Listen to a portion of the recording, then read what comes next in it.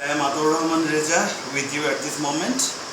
You know, in this corona period, government and our college authority has taken decision to run our classes online or Facebook or YouTube media, and thanks our college authority and principal sir to take decision to take a very initiative decision to run. Here I am Ataur Rahman Reza. We'll go through the English first paper HSC level and question number 4 and 5. And you know, in question number 4 and 5, the question will be set up from as fill in the gaps. Question number 4, you will get the you need to fill the blanks without clues, and in question number 5, you should fill the gaps without clues. Here, but to fill in the gaps, we should maintain some rules and methods, and you know, if you want to get full credit in this section or in that two very questions, you need to know in details about parts of speech. In details. Without knowing parts of speech, it is quite impossible to get full marks here. So, come to the points now. At first, I will discuss about the noun and its position. You know, noun is a very common word in our parts of speech or daily speech. Noun is a naming word. You know, in parts of speech, what is the position of nouns? Let us discuss. Rule number 1, you see that after preposition, the gap must be filled with noun and pronoun. That means, whenever you will explain, or I will explain about the definition of preposition, you see that after preposition there must be a noun or pronoun. It is the criteria of a preposition. So, rule number 1 also you can see again, after preposition the gap must be filled with noun and preposition. Here is the example for you. Here is an example. Example, he sat under tree. You know, under is a preposition. Under is a preposition. And preposition should be set up before a noun. It is known from the definition of preposition also, you know. Here is tree. He sat under a tree. After this preposition under, we can say below a tree. Here is a tree or the tree is a noun. So come to the next. This is rule number 2. Rule number 2 has said noun also takes place after an article. You know what is article? Article is A and B. And whenever you will get a gap after an article, then you should put up a noun or a pronoun there. Understand? Okay. So here is an example for you also. He is a or an oblique doctor. We have given doctor and engineer. We know a or an is article, and whenever you will get a gap after the article, you must fill that gap with a noun or pronoun. Is it clear to you? I think it is clear.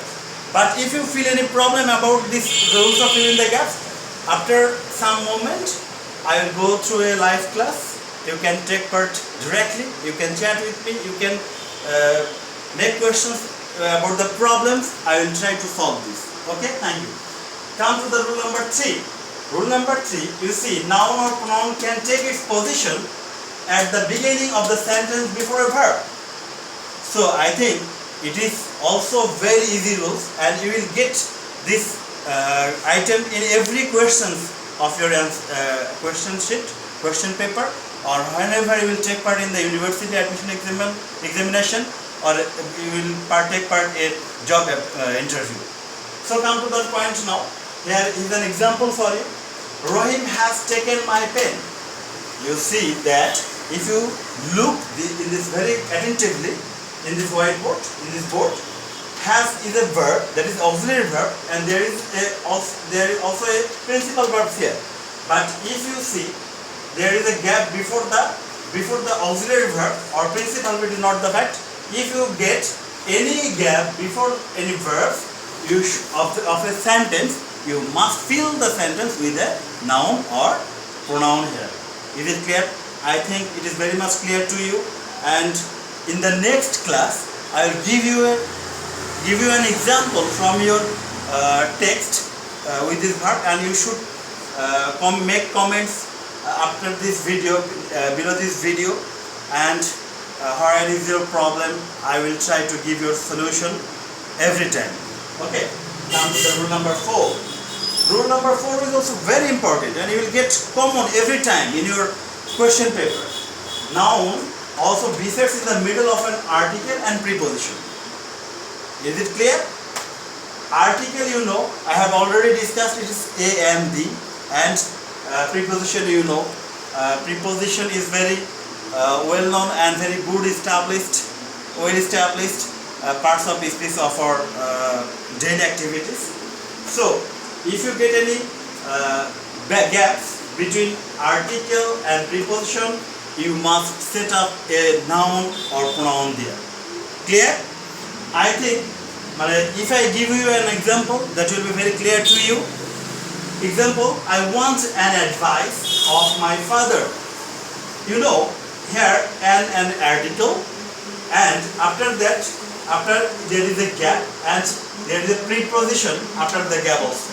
And you know, after this preposition, you should put a example, I want an advice of my father. You know, an article and advice. After this gap, you get here is a preposition, and you know, whenever you will get a gap between or in the middle of an article or preposition, you must fill the gap with a noun. Understand? Okay, thank you. My father, and here is advice. Advice means that is given an oath to you by anybody. Come to the next rule number 5, and it is also very common in your question paper. You will see noun or pronoun can also be filled after an adjective. When from the definition of adjective, you can also get some ideas about the position of a noun. Noun can be set up, noun can be filled after an adjective.